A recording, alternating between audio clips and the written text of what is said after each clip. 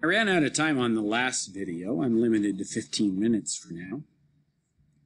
So I wanted to give you a longer walkthrough of a slightly more complicated problem. So find the rate of change of the volume of a cylinder with constant height when its volume is 12 cubic inches. So like always, I'm going to start with a diagram. I figured out I don't have to have red all of the time. What does that mean to have a cylinder with constant height? That means, well, I don't know what that height is, but that height isn't changing, so I'm going to end up treating that height like a number. So hopefully you saw, again, rate of change of volume, and you're thinking, dV, d something, right?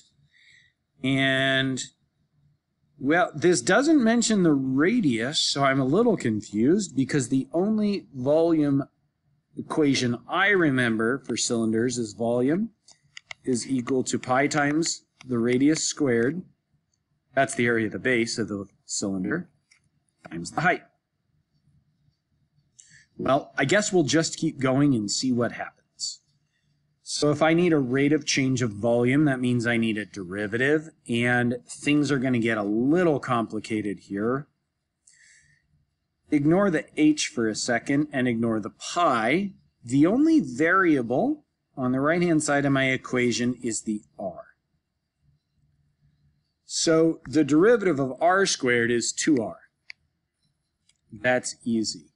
Well, pi we know is a constant, so the derivative of a constant times a function is the constant times the derivative of that function. And it's a little weird, but we're treating h the same way. H looks like a variable, but it told us h is a constant up here. So we treat h like a constant like we would treat 1, 2, 5, or 10. What goes on the left-hand side of the equal sign? Again, we're not going to write v prime. We're going to write something else. Let's see, definitely dv. And what's in the denominator? D something. What changed?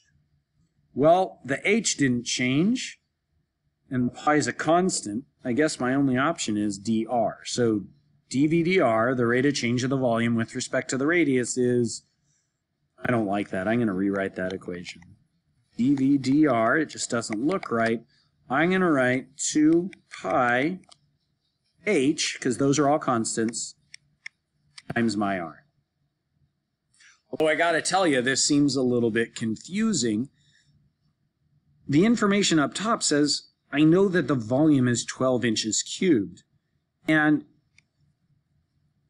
this equation down here doesn't have a v in it. It has a dv, but that's a change in volume, and that's different than a volume of 12 inches cubed. Like, inside of here, we can fit 12 cubic inches. 12 cubes, 1 inch on a side, something like that. Well, what do I do with a volume of 12 inches? Let's think. Maybe I can use the original equation. I'll replace the v with 12, and on the right-hand side, still have pi times the radius squared times the height. I have a plan. So I was thinking I was going to substitute an r down here, and I have an equation with only an r and a bunch of constants. Remember, this pi and h are constants. So I'll divide by pi and h, at which point I'd have 12 over pi h is equal to r squared. So I'll take the square root of both sides and get the radius is the square root of 12 over pi h. I don't need the plus or minus. We're talking about geometry. I'm only going to end up using the positive version of that square root. Now what do we get? dv dr is equal to 2 pi h times the square root of 12 over pi h. Well, we don't have to simplify, but I'm going to. And so let's think about this. The 12 is the square root of 4 times the square root of 3. I can take the square root of 4. Multiplied by with this 2 out front is 4. And then everything else ends up being inside of the square root. So the 3 is inside the square root.